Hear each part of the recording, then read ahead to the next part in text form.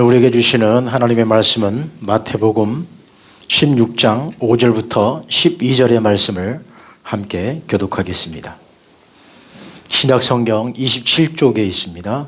마태복음 16장 5절부터 12절의 말씀 함께 교독하겠습니다.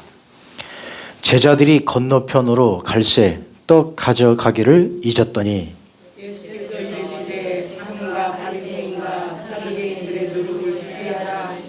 제자들이 서로 논의하여 이르되 우리가 떡을 가져오지 아니하였도다 하거늘 예수께서 하시고 이르시되 믿음이 작은 자들아 어찌 떡이 없으므로 서로 논의하느냐.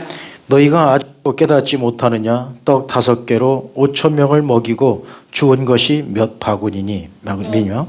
떡 7개로 4,000명을 먹이고 주은 것이 몇 당들이었는지를 기억하지 못하느냐. 어찌 내 말한 것이 떡에 관함이 아닌 줄을 깨닫지 못하느냐.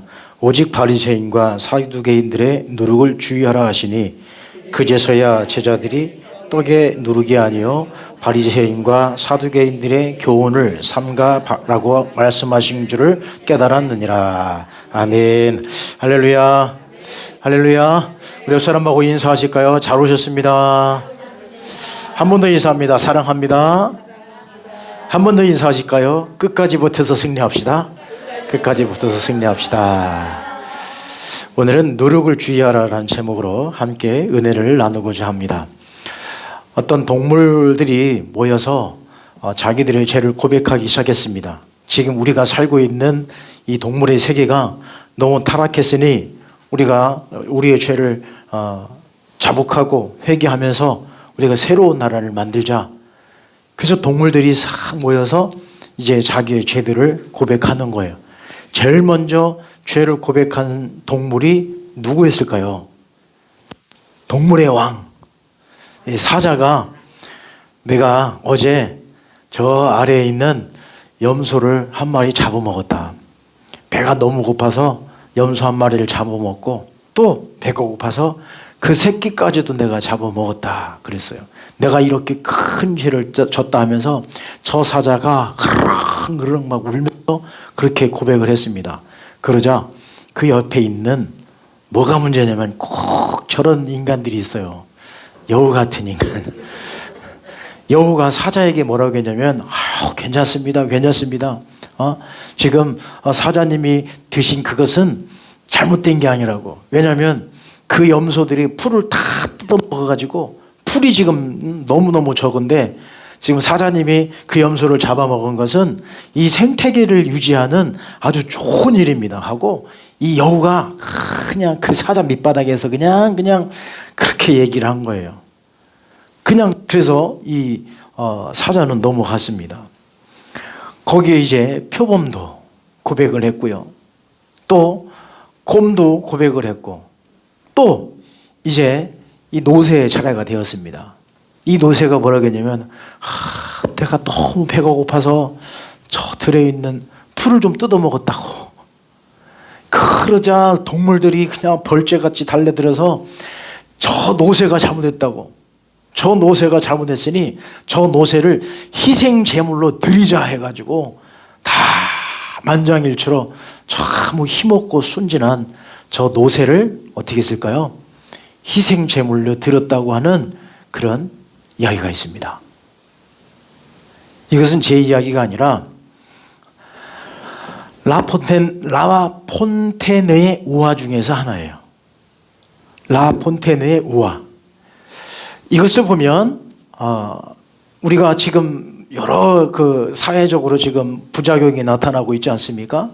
코로나19로 인한 여러 가지 상황들이 벌어지고 있고 또 정치적으로 보면 전 세계적으로 정치적으로 굉장한 혼란에 빠지기도 하고 있습니다. 우리 이런 말 있죠. 내로남불이라는 말 아십니까? 내로남불. 내가 하면 로맨스고 남이 하면 불륜이다. 이게 내로남불이란 말이죠. 지금 저 동물의 세계에서 딱 그거예요. 나는 다 의롭고 남이 하는 건 다 뭐예요? 죄다. 지금 우리가 지금 이런 삶을 우리의 모습은 이렇지 않을까요? 지금 전 세계적으로 그리고 지금 우리 한국의 상황도 마찬가지입니다. 다들 잘못했대요. 다들 잘못했대. 지금 이 코로나19도 보면 어느 한 타겟이 필요한데 지금 이 종파의 이 타겟 이 교회로 보는 듯한 그런 느낌들도 있습니다만 그것까지 우리가 더 깊이 우리 들어가지 마십시다. 그건 또 정치적인 문제이니까 좀 심각해집니다. 내가 하면 로맨스 사랑이고 남이 하면 그게 불륜으로 이렇게 치부해버리는 그런 일들이 지금 우리 가운데 계속해서 벌어지고 있습니다. 자, 로마서 말씀에 보면 이렇게 말씀합니다. 함께 로마서 16장 18절 읽어보실까요? 시작. 이 같은 자들은 우리 주 그리스도를 섬기지 아니하고 다만 자기들의 배만 섬기나니 교활한 말과 아첨하는 말로 순진한 자들의 마음을 미혹하느니라. 아멘. 방금 전에 우리 동물의 세계에서 이루어진 일들 저 로마서 16장 18절에 저렇게 말씀합니다. 자기들의 배만 채우려고 그러는 거예요. 그래서 교활한 말과 아첨하는 말로 순진한 자들을 오히려 정죄하는 모습들. 자, 누가복음 6장 41절입니다. 시작. 너는 내 눈 속에 있는 들보를 보지 못하면서 어찌하여 형제에게 말하기를 형제여 나로 내 눈 속에 있는 티를 빼게 하라 할 수 있느냐. 외식하는 자여 먼저 내 눈 속에서 들보를 빼라. 그 후에야 내가 밝히 보고 형제의 눈 속에 있는 티를 빼리라. 아멘. 내 눈에는 들보가 들어가 있는데 내 눈에는 지금 우리 성전에 있는 이 기둥처럼 큰 들보가 끼어 있음에도 불구하고 다른 사람에 있는 티끌을 보면서 판단한다고 하는 것이죠. 지금 우리는 이런 모습으로 우리가 살아가고 있지는 않은지 우리 자신을 한번 되돌아볼 수 있기를 바랍니다. 그럼 오늘 본문으로 돌아가서 예수님께서 누룩에 관한 말씀을 하셨는데 그러면 누룩은 어떤 역할을 할까요? 누룩이 뭘까요? 여러분 누룩 잘 아시죠? 누룩은 이렇게 생겼는데요. 누룩은 뭐냐면 이 발효된 혐오라는 것입니다. 그래서 이 누룩을 갈아서 반죽을 해서 그 안에 넣게 되면 어떻게 됩니까? 빵을 굽게 되면 어떻게 됩니까? 빵이 불어오르는 거예요. 그것도 술을 빚을 때의 원료로 쓰기도 합니다. 그러니까 이 누룩이라고 하는 역할은 작지만 크게 변형시켜서 부풀리는 것을 저 누룩이라고 합니다. 누룩이 저런 역할을 하는 거예요. 그런데 성경에서 누룩을 좋게 비유하기도 하고 또 나쁘게 이렇게 나쁜 면에서 적용하기도 합니다. 그러나 좋은 면보다도 나쁜 면이 더 많이 이렇게 예화로 쓰여지게 됩니다. 한번 그 말씀 한번 보게 되면 출애굽기 12장 15절입니다. 시작. 그 첫날에 누룩을 너희 집에서 제하라. 무릇 첫날부터 일곱째 날까지 유교병을 먹는 자는 이스라엘에서 끊어지리라. 아멘. 저 말씀이 뭐냐면 이제 이스라엘 백성들이 무교절을 지킬 때에 어떤 음식을 먹냐면 저 누룩이 들어가지 않은 딱딱한 빵을 먹는 거예요. 이스라엘 백성들에게는 저 빵이 주식입니다. 저 누룩을 넣은 빵, 이것이 주식인데 무교절에는 저 누룩을 넣지 말라는 거예요. 부들부들한 빵이 아니라 딱딱한 빵을 먹으라는 거죠. 왜냐하면 출애굽할 때 당시에 그 고통을 느끼기 위해서 딱딱한 빵을 먹으라는 거예요. 그러니까 출애굽기에 나와 있는 이 말씀은 누룩이 좋은 의미입니까? 나쁜 의미입니까? 좋지 않은 거예요. 나쁜 의미에서 저 누룩을 말씀하고 있습니다. 또 한번 보실까요? 레위기 2장 11절입니다. 시작. 너희가 여호와께 드리는 모든 소제물에는 누룩을 넣지 말지니 너희가 사르지 못할지니라. 하나님 앞에 드리는 그 소제물에는 누룩을 넣지 말라는 거예요. 또 갈라디아서 5장 9절입니다. 시작. 적은 누룩이 온 덩이를 퍼지게 하느니라. 그러니까 갈라디아서 말씀도 적은 누룩이 어떻게 된다는 거예요? 온 땅에 퍼진다는 얘기죠. 레위기 말씀과 출애굽기 말씀 이 모든 말씀을 적용하면 왜 누룩을 가지고 예수님은 비유하셨을까? 누룩이 어떤 역할을 한다고 했습니까? 부풀린다고 했죠. 그러니까 처음에 그 모형보다도 이 빵을 찍게 되면 그 빵의 모양이 어떻게 바뀌는 거예요? 커렇게 바뀌는 거예요. 원형이 변형되는 겁니다. 원형이 바뀌는 거예요. 그래서 누룩을 나쁜 의미에서 이렇게 적용을 하고 또 비유로 말씀하시기도 하십니다. 그러면 이 누룩의 말씀 우리가 보기 위해서는 우리가 신약에 나와 있는 여러 가지 직책들을 우리가 먼저 봐야 됩니다. 신약 성경에 나오는 여러 가지 직책들이 있어요. 여러분 성경 읽으시다 보면은 신약 성경에 나오는 직책들이 많이 나오죠. 여러분 메모하시면서 이 직책이 이런 거였구나라고 좀 여러분들이 참고해 주시면 좋겠습니다. 여러 가지가 있지만 그 중에 몇 가지만 제가 추려서 말씀드리겠습니다. 첫 번째, 신약 성경에 나와 있는 그 직책 가운데 대제사장이라고 하는 직책이 나옵니다. 신약 성경을 쭉 읽어 나갈 때 뭐 대제사장들과 뭐 가야바 막 이런 얘기가 나오죠. 대제사장들은 어떤 사람들이냐면 유대인에게 있어서는 최고의 위치에 있는 직책들입니다. 저 사람들은 저 아론의 자손, 이 아론의 후손이라고 하는 그런 이 굉장한 그 신분의 그 프라이드가 있습니다. 대제사장, 구약 성경부터 내려오는 그런 직책이기 때문에 저 사람들은 굉장한 이 어깨에 뽕이 한 8개, 10개쯤 들어가 있어요. 어깨가 이만큼 올라갈 수 있는 그런 직책이라는 것이죠. 그런데 저 대제사장들이 이제 세월이 지나면 지날수록 어떻게 변했느냐? 타락의 길을 가게 됩니다. 그래서 예수님 당시에는 저 대제사장들이 어떻게 변질되었냐면 제사장 가문이 아닙니다. 아론의 그 후손들이 아님에도 불구하고 많은 사람들에게 그 직책을 돈을 주고 팔았습니다. 돈을 주고 막 파는 거예요. 그러니 신분이 조금 밑에 있는 사람들이 어떤 생각이 들을까요? 돈 주고 내가 돈을 열심히 모아서 저 대제사장직을 내가 살까라는 생각도 갖는 거예요. 지금 오늘날 우리 한국교회도 마찬가지죠. 목사가 되기 위해서 몇 개월만 공부하면 돼요? 6개월 공부하면 목사 됩니다. 요즘에는. 목사 되고 싶으면 제가 추천해 드릴게요. 거기 가시면 돼. 그게 지금 우리 한국의 문제가 되고 있고요. 지금 그것 때문에 방송에서도 그걸 막 파헤치고 있지 않습니까? 이 직책을 갖다가 돈을 주고 사고 팔았습니다. 이때에 예수님 당시에 이게 아주 왕성하게 활발하게 그런 일들이 벌어지고 있었다는 것이죠. 자, 여러분, 저 대제사장 이 위치에 올라가면 다 모든 천하를 다 가진 것 같은 그런 어떤 이 우월감이 저 대제사장들에게는 생긴다는 얘기죠. 자, 두 번째는 어떤 직책이냐면 서기관들이 있습니다. 이 서기관들은 어떤 사람들이냐면 성경을 해석하는 그런 직책들입니다.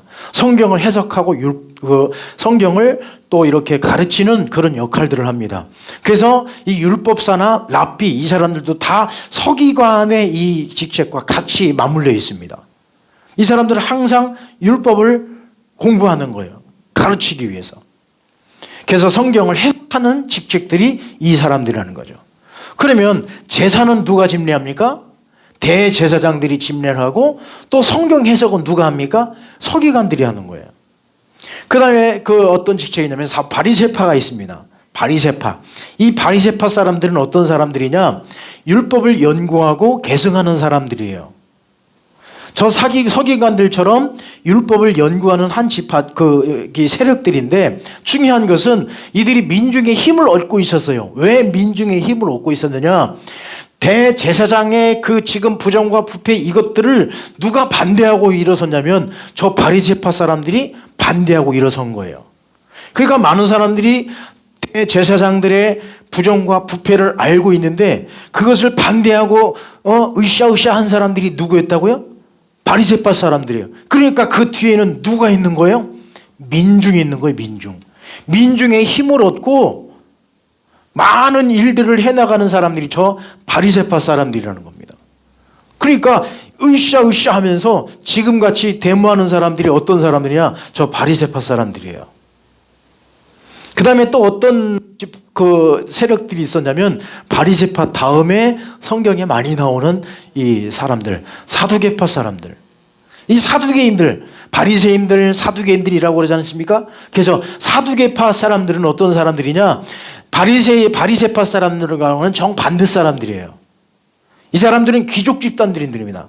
그러니까 우리는 좀 천한 사람들하고는 좀 멀리하고 싶다. 좀 이런 이 좀 이렇게 자기들은 좀 다르다고 이렇게 그 구별해 놓는 사람들이 누구냐? 저 타수계파 사람들입니다.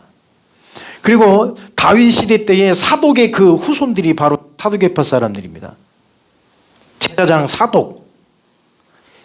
다윗 때부터 시작된 이 사두개파 사람들이라고 할 수 있겠죠. 그리고 이 사람들은 예수님의 부활을 그리고 영에 관한 것들을 다 부정해 버리는 거예요. 그러니까 여러분, 귀족이니까 뭐 돈 많으니까 뭐 저런 거 싫은 거예요. 귀찮은 거예요. 영적인 거 그거 싫은 겁니다. 그리고 예수님의 부활 그 우스운 거예요. 여러분, 돈 있고 권력 있는 사람들은 예수님 잘 믿습니까? 안 믿어요. 왜요? 내가 힘이고 내가 능력이고 돈이 신이고 돈이 능력이기 때문에 그 영적인 것들을 싫어하는 겁니다. 자, 그 다음에 또 어떤 사람들이 있냐면 열심당이 있었습니다. 열심당. 이 열심당 사람들은 바로 민족주의예요. 민족주의 집단들. 이때에 로마가 이제 그 예루살렘을 지배했을 때에 반로마주의자들이에요. 반로마주의자들. 그러나 이 열심당은 또 어디에 이렇게 쏠려 있냐면 민족주의라고 했잖아요. 그러니까 어디에 치우쳐 있는 거예요?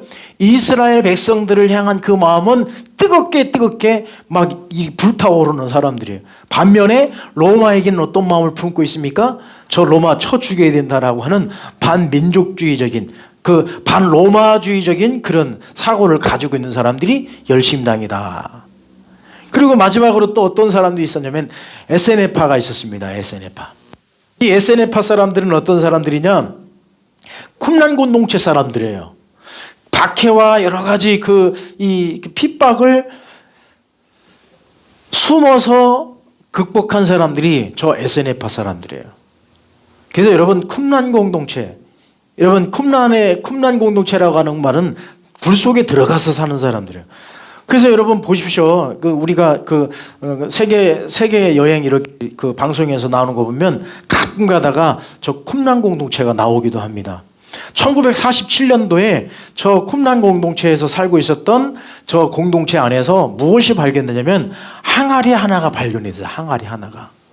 그 항아리를 발견했는데 그 항아리 속에 무엇이 들어있었냐면 성경 사본이 들어있었는데 그것이 사해사본입니다. 가장 최근에 발견된 성경 사본인데 그것이 성경 사본을 이렇게 펼쳐놓고 연구해 보니까요, 구약 성경이 다 거기 기록되어 있는 거예요.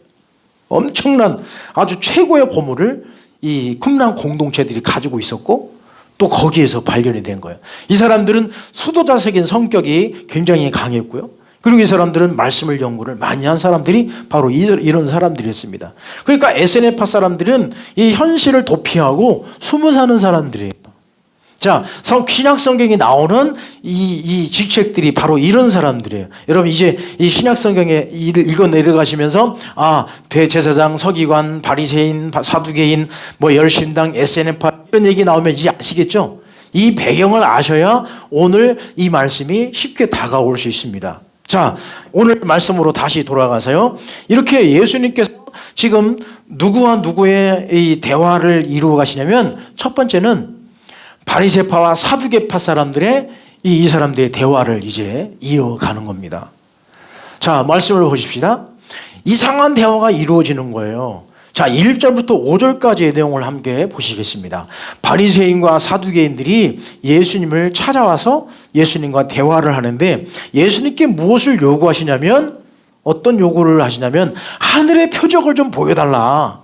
하늘의 표적을 좀 보여달라. 왜 이런 그 대화를 하고 있을까요?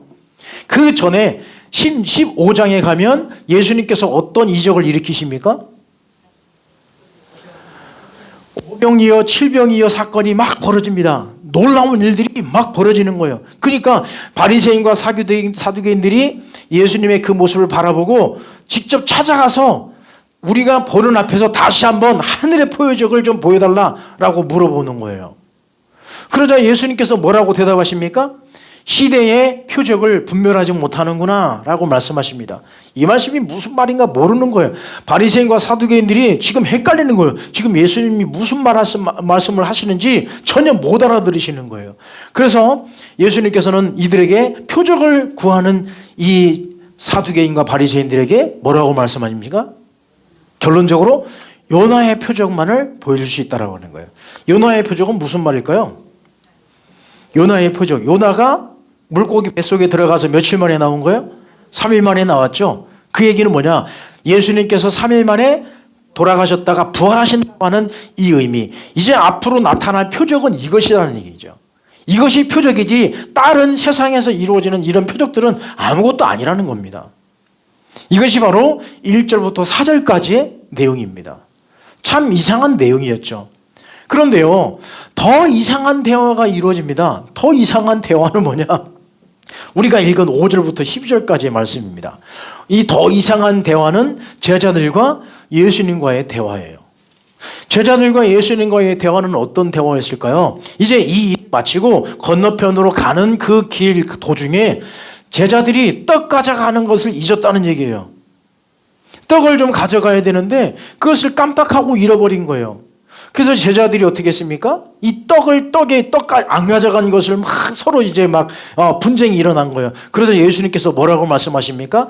바리새인과 서기관들의 누룩을 주의하라라고 말씀하십니다. 그런데 이렇게 서기관과 바리새인들 조심해, 저런 사람들의 사상을 조심해 그랬더니 제자들이 그 말을 알아들었어요? 못 알아들었어요? 못 알아듣고 또 뭐만 얘기하는 거야? 떡 문제에 대해서 계속 얘기하는 거야. 왜 너 떡 챙기라니까 안 챙겼어? 아니 당신이 가져온다고 했잖아. 나는 예수님 뒷바라지 하나라고 바빠 죽겠는데 그 떡 하나 챙기는 거 그걸 못했어? 이 떡 때문에 막 싸우는 거예요. 여러분 우리도 마찬가지죠. 우리도 떡 때문에 싸워야 떡 하나 더 가져가네, 떡 못 가져가네, 안 가져가네, 이것 때문에 우리는 떡 때문에 싸우는데 똑같아요. 제자들도 지금 예수님께서 바리새인과 서기관들의 누룩을 주의해라 했더니 그거는 관심이 없어요. 오로지 뭐만 관심 있는 거예요? 떡, 이름의 떡만 가지고 지금 서로 붙들고 있는 거예요. 그런데 예수님께서 뭐라고 말씀하십니까? 너희들 왜 떡 가지고 문제하느냐? 너희들 내가 오병이어와 칠병이어의 이 사건을 너희들은 직접 보지 않았느냐? 그래서 믿음이 적은 자들아라고 말씀하지 않습니까? 예수님은 떡 문제가 아닌 거예요. 그렇죠? 예수님께서는 그 자그마한 걸 가지고도 5,000명을 먹이고 4,000명을 먹이신 그 예수님의 놀라운 역사가 있었음에도 불구하고, 그리고 직접 보았음에도 불구하고 아직도 뭐 가지고 분쟁하는 거예요? 떡 가지고. 그러자 예수님께서 누룩을 주의하라 라고 말씀하십니다. 그러자 그때서야 제자들이 떡 문제가 아니라 저 바리새인과 사두개인들의 누룩을 주의하라는 예수님의 말씀이었구나 라고 하는 그 예수님의 진리의 말씀을 나중에서야 깨닫게 되는 것입니다. 이것이 바로 오늘 본문의 말씀 5절부터 12절까지의 말씀입니다. 그럼 예수님께서는 왜 이들을 지목하셨을까요? 아까 많은 그 신약의 지책들이 있었는데 그들 가운데에 왜 바리새인과 사두개인들의 이 사람들을 지목하면서 이 사람들의 누룩을 주의하라라고 말씀하셨을까요? 그것은 바로 이것입니다. 바리새인들은 어떤 이런 성격을 가지고 있냐면 형식적입니다. 굉장히 형식적이에요. 그러나 여러분 바리새인들, 유대인들 가운데 가장 신앙생활이 깊다라고 생각하는 사람 누구겠습니까? 바리새인들이에요. 그리고 유대인의 가장 대표격인 사람들이 누굴까요? 바리새인들이에요. 이 사람들은 완전 형식적이에요. 왜냐하면 율법을 지키기 위해서 계속해서 연구하는 거예요. 율법을 연구해요. 어떻게 하면 이 율법을 더 잘 지킬 수 있을까? 그것을 우리는 계속 연구하자. 그래서 이 바리새인들에 의해서 율법 말고도 수많은 율법의 결까지 친 자기들만의 그 율법을 더 만들어 놓은 거예요. 엄청난 법을 만들었습니다. 그래서 제가 언젠가 말씀드렸죠. 주일날 예배 잘 드리기 위해서 자기 나름대로 규정을 만들어 놓는 거예요. 안식일을 잘 지키기 위해서 무거운 짐을 우리가 져서는 안 된다. 노동이다. 그래서 안식일 날에 몇 킬로 이상 들면 그것은 노동인 거예요. 그리고 몇 발짝 이상 걸어가면 그것도 안식일을 범한 거예요.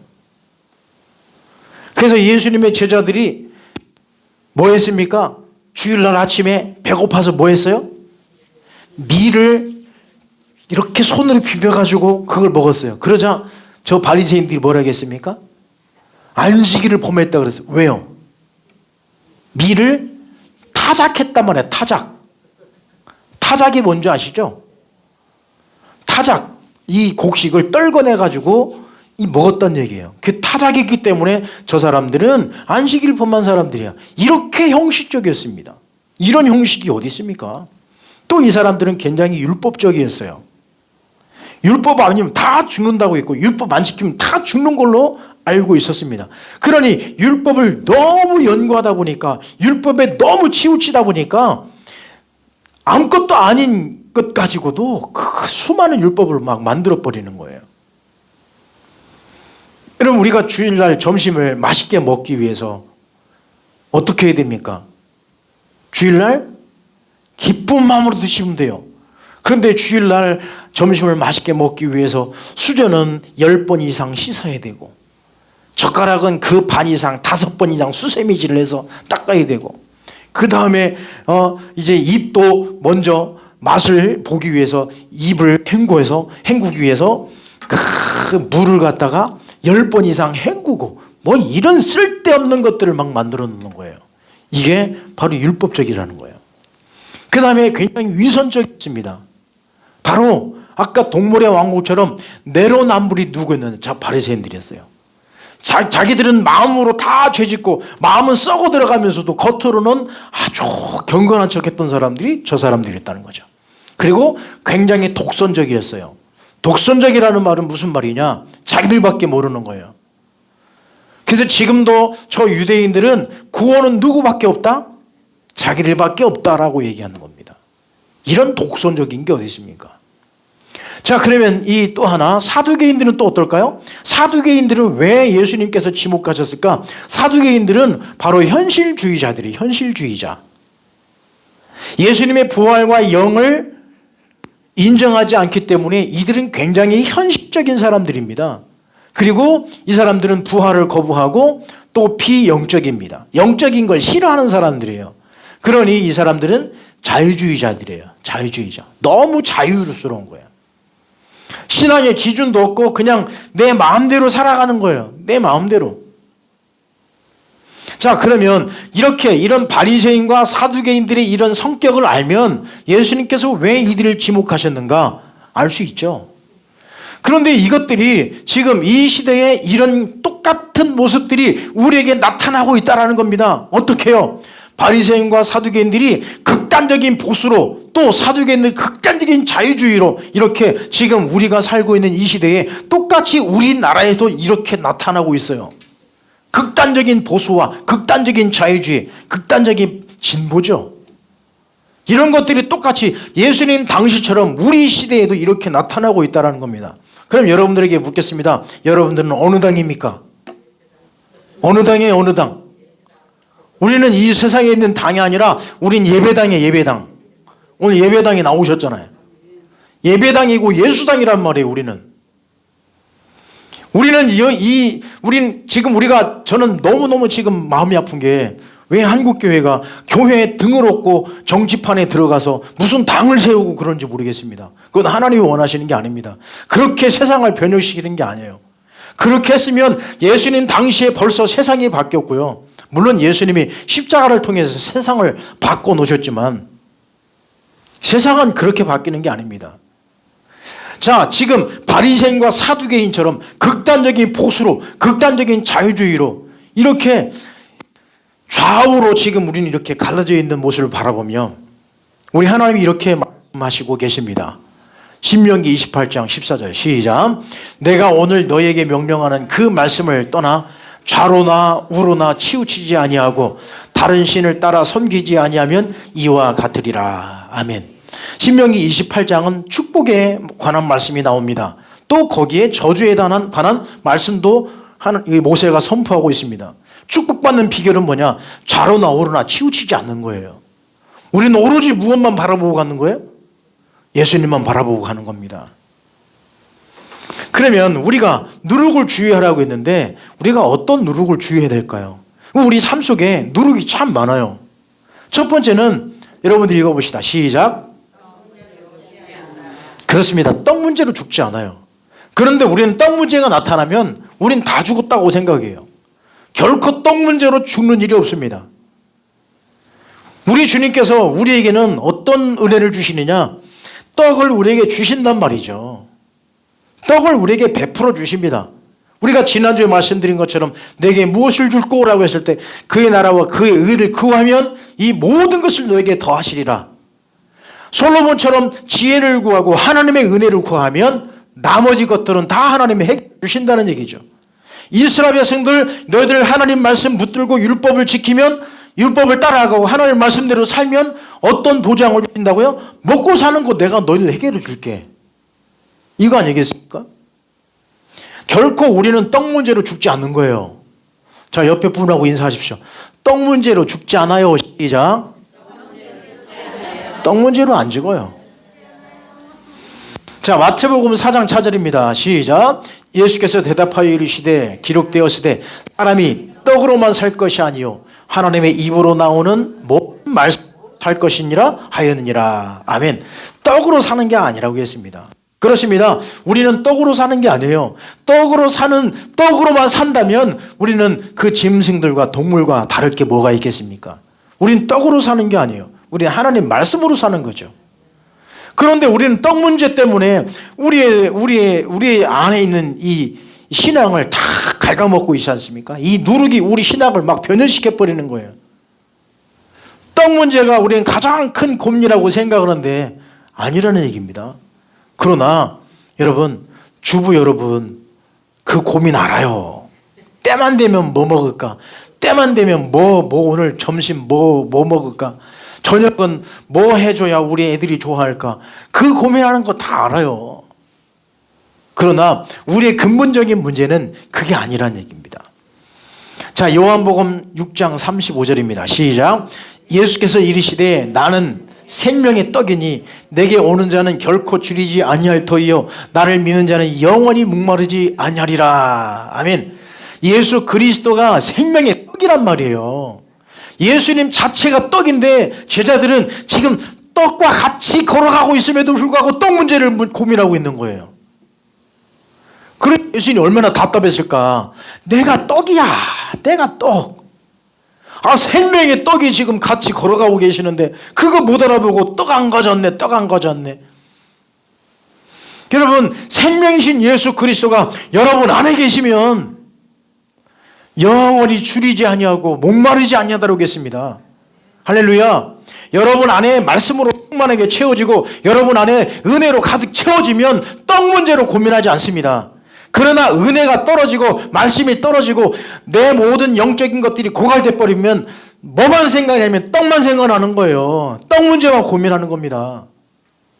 여러분, 생명이신 예수 그리스도가 진정한 생명의 떡인 줄 믿습니다.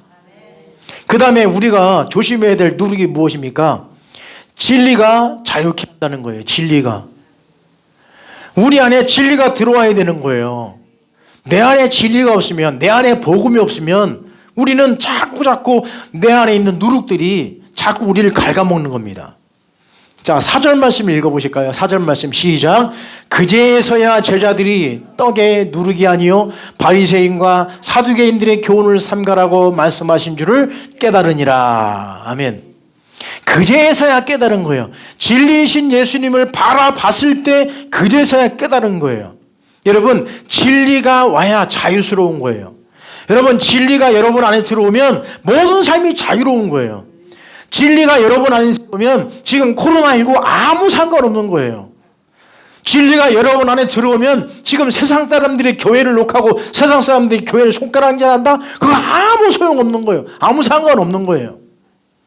여러분 안에 은혜가 진리가 가득 차고 여러분 안에 정말 말씀으로 충만하면 여러분 아무 문제 없는 거예요. 여러분 삶 가운데에 걱정할 게 없는 거예요. 오히려 우리는 어떻게 보이느냐? 우습게 보이는 거예요. 그런 것들이 더. 여러분, 그런 경지까지 올라갈 수 있기를 간절히 축원합니다. 진리가 와야 돼요. 진리가 우리 안에 있어야 그 진리가 자유롭게 하는 겁니다. 요한복음 8장 32절 시작. 진리를 알지니 진리가 너희를 자유롭게 하리라.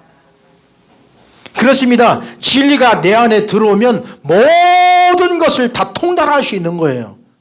그래서 여러분, 우리 믿음은 모든 것을 통전적으로 바라볼 수 있는 눈이 생기게 하는 겁니다. 그래서 극단적으로 보수나 극단적으로 저 진보나 그거 안 바라보는 거예요.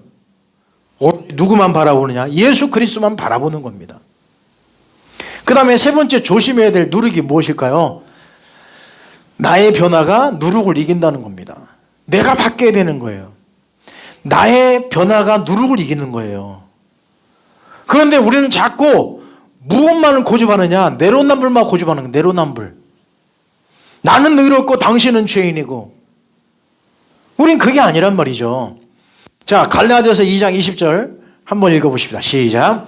내가 그리스도와 함께 십자가에 못 박혔나니 그런즉 이제는 내가 사는 것이 아니요 오직 내 안에 그리스도께서 사시는 것이라. 이제 내가 이 육체 가운데 사는 것은 나를 사랑하사 나를 위하여 자기 자신을 버리신 하나님의 아들을 믿는 믿음 안에서 사는 것이라. 아멘. 저 빨간 것이 뭡니까? 다 내가 나. 그 십자가가 누구를 위해서요? 나를 위해서. 나를 위한 십자가이기 때문에 이제는 누가 변해야 되느냐? 내가 변해야 되는 거예요. 너가 변하는 게 아니라 누가 변하라고요? 내가 변하라는 거예요. 내가 바뀌면 세상이 바뀌는 거예요. 내 눈이 바뀌면 세상에 모든 보여지는 것들이 바뀌어지는 겁니다.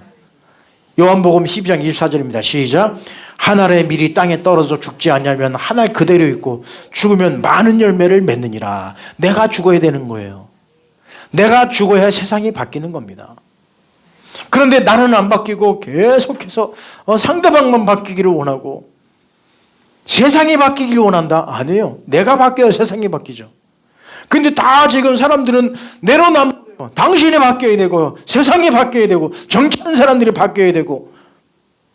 아니에요. 우리는 이미 그런 희망 없는 곳에 우리는 희망을 걸 필요가 없어요.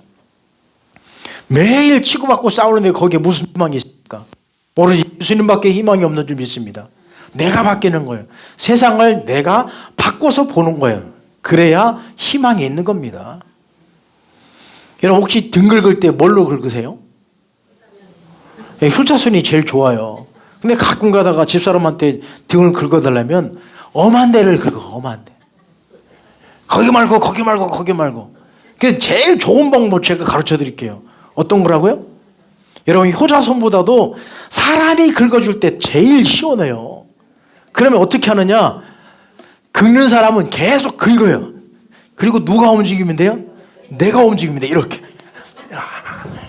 그러면 얼마나 시원한지 몰라요. 저는 집사람이 다른 데 긁는다고 뭐라고 안 해요. 내가 움직이면 돼. 이렇게. 이렇게. 여러분 좋은 방법 가르쳐줬죠? 효자 손보다도 훨씬 더 시원해요. 내가 바뀌는 거예요. 내가 움직이면 돼. 이쪽으로. 내가 가려운데 이쪽으로 가야지. 그분 다 된단 말이에요. 여러분 나의 변화가 누룩을 이기는 거예요. 내가 바뀌어야 세상이 바뀌는 거예요. 다 자꾸 우리는 지금 이런 악한 세상, 이런 더러운 세상, 1등만 기억하는 이 더러운 세상, 우리는 그런 더러운 세상을 우리가 내가 바뀌어서 세상을 바꿔나가는 거예요. 여러분 예수님이 말씀하십니다. 누룩을 주의하라. 지금 우리를 파먹고 있는 우리의 신앙을 자꾸 바꿔가는 우리의 신앙을 변형시켜가는 이런 누룩들 주의하십시오. 그 누룩이 언제 우리를 또 바꿔놓을지 모릅니다. 오늘 예수님께서 제자들에게 말씀하신 것처럼 우리에게 말씀하십니다. 누룩을 주의하라. 기도하겠습니다. 거룩하신 하나님 아버지 감사합니다. 누룩을 주의해야 할진데 우리는 우리 안에 이 누룩이 들어와 있는 것도 모르고 우리를 좀먹고 우리의 신앙의 형태마저도 바꿔가고 있는 이 누룩들을 우리는 모르고 있습니다. 제자들처럼 떡에만 관심이 있고 하나님 아버지 온전히 진리의 말씀에 관심이 없던 제자들처럼 우리도 그렇지는 않은지요. 하나님 우리가 다시 한번 기도하오니 누룩을 주의하게 하시고 정말 떡의 문제가 우리를 누르는 것이 아니라 또 진리로 말미암아 자유케 되게 해주시고 나의 변화가 누룩을 이기는 것을 믿고 누룩을 주의할 수 있도록 인도하여 주옵소서. 예수님의 이름으로 기도하옵나이다. 아멘.